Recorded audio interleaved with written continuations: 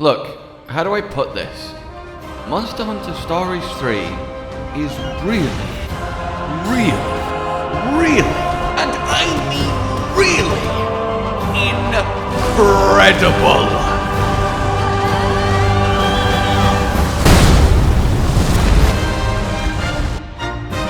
Hello, my fellow riders. Welcome to Monster Hunter Stories 3. Thanks to Capcom, I have been having the time of my life playing this game early, so I can tell you guys today, you're about to have the time of your life playing this game at the normal time, I suppose. Of course, I am under no obligation to fabricate any of what I'm about to say. This is my honest thoughts on Stories 3, and I'll be honest with you guys, there is very little to criticize here. It is a gigantic leap forward for this Monster Hunter spin-off series, to the point that now you do not need to have any Monster Hunter experience to enjoy it. By that I mean Stories 1 and 2 was really fun, but they were kind of like an amusing sort of, oh, that's a fun take on Monster. I know Monster Hunter, and this is a really interesting way to do it, like turn-based, have them as pets. Oh, that's like, you know, that's cute, that's fun. Okay, it kind of relied a little bit on that Monster Hunteriness. Whereas now, if you like RPGs, you like creature collecting, you like rich storylines, bright, vibrant, big worlds to explore, you like that classic turn-basedness with a little bit of extra spice kicked in, you are simply going to love this game. You could have 0 minutes in mainline Monster Hunter, and you would find this both understandable and a rip-roaring good time. And I think that is incredibly commendable. Ultimately, my journey through Stories 3 is one of the best turn-based RPG experiences I've ever played. Of course, there is stiff competition in that category, but it is up there. And in terms of a creature collecting experience, it just is the best. And that might be a little bit of a but look, we both know the let's say competition has been sitting on its laurels for way too long at this point. But don't just take my word for it, take the 97 hours that I've already poured into it and know that there is still plenty left for me to do. This applies to Cotton, and this applies to Hollow as well. There's a lot going on here, more than the previous games had by far, and that is really, really exciting. The new systems in place are all incredibly engaging and fun, and the amount of Monstie min-max and engineering you can do is incredibly satisfying. From element changing not just being back, but now a star mechanic for you to properly engage with, all the way to your classic but much improved rite of channeling, where you can now flip genes around as much as you want, and the Monstie that they come from doesn't get deleted, so you can just throughout your journey constantly have fun building Monsties with all sorts of wacky combinations of attacks. Beyond that though, the actual core battling system has never been better or more refined. And don't mistake that for easier. The start of the game is kind, but as you get towards the end, you will start getting pummeled, especially by some optional challenges. I know a lot of you in the demo have experienced what it's like to get your face melted by certain calamitous elder dragons, but even when you start to feel like the level difference might be more fair, you are going to have to work for it when it comes to some of the off-the-beaten-path challenges. And there is a lot of off-the-beaten-path to explore here. If you just rush through the main story, you'd enjoy it, but you would be passing up on a lot of loveliness along the way, and part of that loveliness is probably my favorite new addition, and that's the invasive monsters. Having these creepy, eerie, hidden away corners where this horrific but badass version of a monster you might be familiar with is laying in waiting before battle commences. And it's up to you to solve the puzzle Because this isn't a combat test, at least not initially. It's a can you work out the ecology of this monster and then use that to your advantage to get it to run away. It's an incredibly fun take on this. They are insanely powerful at the time that you meet them. Just beating them isn't an option, but you can get them to run away, and in doing so unlock an endangered monster, adding it to your pool, able to release it back into the wild through habitat restoration, and also the fact that I'm even saying that. Like, I'm sure most of you have followed Stories 3 through its journey to release, you've seen the previews, you know what I'm talking about with a lot of these systems, you might have played them for yourselves in the demo. But believe me, in the real proper thing, they really shine. The amount of engineering of various locales you can do with released monsters, unlocking mutations for them, is so enjoyable. The ability to take a perfect monster that you may have rescued from an invasive monster puzzle, which again are so satisfying to work out, and then create this just ideal, element-switched, perfectly gene-built version of a monster you may love from mainline in a form that it can never exist in anywhere else outside of Stories 3 is an absolute joy. And even again, if you've got no knowledge of mainline Monster Hunter, you still get these fascinating creatures that you can tinker with in such a compelling way. And it works on both an aesthetic level for those that just want cool looking monsties, and a kind of min-max power level for those that want powerful monsties. One of the first monsties that I properly engineered was a Garangome. And I first hatched one, looked at its genes, and saw that some of its attacks were actually water element, and its base element is non-element. So, okay, let's have a look. Wow, Water Garangome actually looks amazing. That deep blue and black contrast, oh my god. So what did I go out and do? Went and released a load of Garangomes in a water habitat, hatched a S-rank shiny water Garangome, so now I have a Garangome that fuels both its water and non-elemental attacks, while also looking really cool in its new watery state, which again, you can't see anywhere else.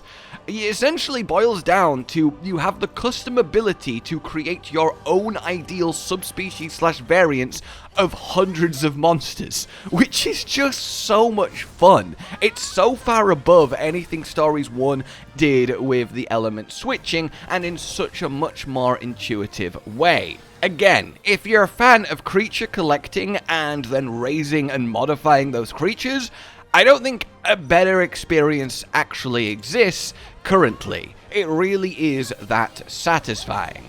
But again, for those that have played the previous stories and maybe found the actual combat a little bit sort of clanky, the single biggest improvement that Stories 3 has made, and it really does change everything, is the stamina system.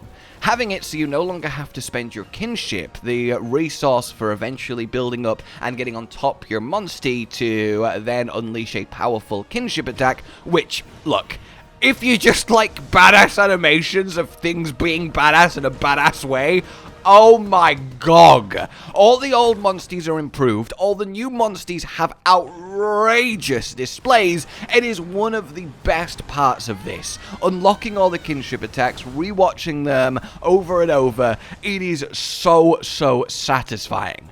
But in any case, no longer having to spend that kinship to let you have that attack experience on regular moves is wonderful, because now you have stamina, your Monstie does and you does, so you can spend that stamina on skills while still building your kinship for an eventual ride and then kinship attack.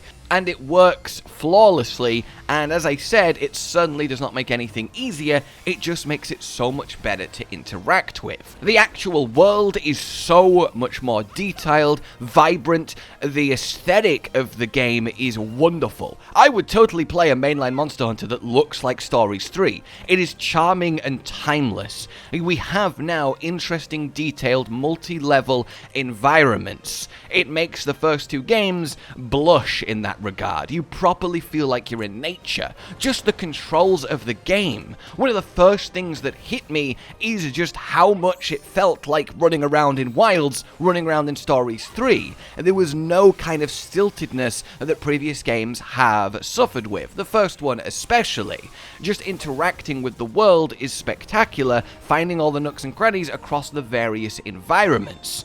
And the world is one of its strongest points narratively. Look, I can sit here and tell you that mechanically, Stories 3, again, one of the best turn-based RPGs I've ever played and the best creature collecting game I've ever played. But the one thing that I think stands above all else in terms of what this game has done for Stories as a series is its maturity. Having you start as an experienced ranger, already in a leadership position, not having to hold your hand in a way that makes the start of the game kind of drag as everything is taught to you, framing it as you teaching a new recruit, immediately letting you fly, as well as have multiple monsties, the smoothness with which you can change monsties and navigate the terrain, no longer really needing HM-esque slave monsties, and no longer needing into battle menus just to get around. The effortless flow of A to B is so pleasurable now. But more than that, having you start in a respected position doesn't just work narratively, it works for you, the player. You feel like if you are a veteran of Stories, hell yeah, let's go, I know what I'm doing. And if you're not a veteran of Stories, it's still really fun to begin in this kind of, okay, I'm kind of a big deal, let's see where this goes. And then that fantasy kingdom element, a war brewing, political intrigue, armored monsters fighting each other, soldiers, a disaster and encroachment of this crystallization energy, mysterious and something needing to be solved, this focus on nature and preserving it, and then you go on the journey. The characters that you meet and the plot points that you will experience are honestly so good. Stories 1 and Stories 2, but to a lesser extent, had serviceable stories, right? Bad thing happening, classic sort of villain, classic sub-villain, and then you fight the big bad and kind of save everything. And while there are certainly bones there in Stories 3, the beats for beat are something else. And I kind of really loathe the idea of even saying anything about this, of even trying to tiptoe around it, because at no point do I want to even approach spoilers. When I finished Stories 3, when me and Colin sat there, having done the final thing that you do, there was just, like, this silence, this bitter sweetness of, wow, both on a journey experienced, but on it being over, on wanting more but being satisfied with everything that we saw. A kind of feeling that I've actually not felt since I finished The Witcher 3, which is in my top 3 games of all time. That kind of gnawing sort of, I've just finished consuming a piece of media that resonated with me so well, and now I know that there's no more and it's over. I'm kind of really sad, but the only reason I'm feeling so sad is because I was enjoying it so much and so connected to it. And that is not something I expected to get from Stories. I expected another fun little jaunt through a fun take on Monster Hunter, you know, with some vibrant, quirky, over-the-top characters. We'll save the world and everyone will move on with their lives, you know, like Stories 1 and Stories 2. But in Stories 3, it's just so engaging. You really start to connect to your little group of rangers and Eleanor, of course is the best character, and if you don't use her perpetually as your companion the entire time, then you are objectively wrong. But in any case, exploring them and their stories through their side stories, which again I thought would just be fun little like single 5-minute missions and you come back, you get a reward, but no, they're all really like meaningful. You learn about your companions, how they're connected, their past, the history of the kingdom, and as you unlock more and more, it just really weaves this kind of close-knit family unit going through the various chapters and the world. Now, I'm not about to sit here and say it's some, masterpiece of storytelling that'll go down in the annals of history, but it really hits, you know? If you can just let yourself get lost in it a little bit, just let yourself really engage, what they've done here is really strike a perfect balance of that much more maturity compared to the previous games. I mean, just look at your character, you're so much older now, without, you know, making it a little bit too grim and go against the tone and the vibe and the aesthetic of the game. You really do feel the stakes as everything progresses, and it really is a kind of putting you in a really difficult position where you immediately want to go to the next story marker so you can find out what happens, but you also want to spend, quite frankly, an obscene amount of time exploring the new area that you've just unlocked, because there is doubtless countless secrets, new monsties, and various things to unlock and add to your repertoire. And that's the kind of good, bad choice that you want to be having to make at all times. And this focus on the narrative and always fighting with a ranger companion perfectly plays into why this time around it is strictly single player. And I know that can be disappointing, and I totally get that, but it really does work. Having this nice, like, focused single player experience isn't a bad thing. So many of my favorite games are just a journey for you and you alone to enjoy without playing it with someone else, or, you know, constantly doing various online things, etc. And I think that really does work in its favor. It's let them be a lot more elaborate than they would usually be. And the scale and epicness of what's going on between the story moments, the calamitous elder dragons, the hidden challenges, there really is a lot to take enjoyment from. Ultimately, what you've got here is an RPG whose systems have never been better or smoother. Even all the weapons are better than they've ever been.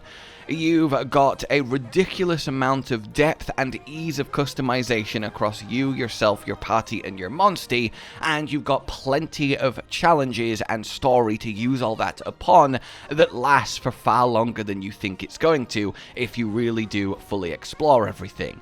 And it's all together in just a super well-made, well-performing package that, again, leaves very little to be criticized. There's nothing that I felt was kind of awkward or annoying or missing throughout the journey.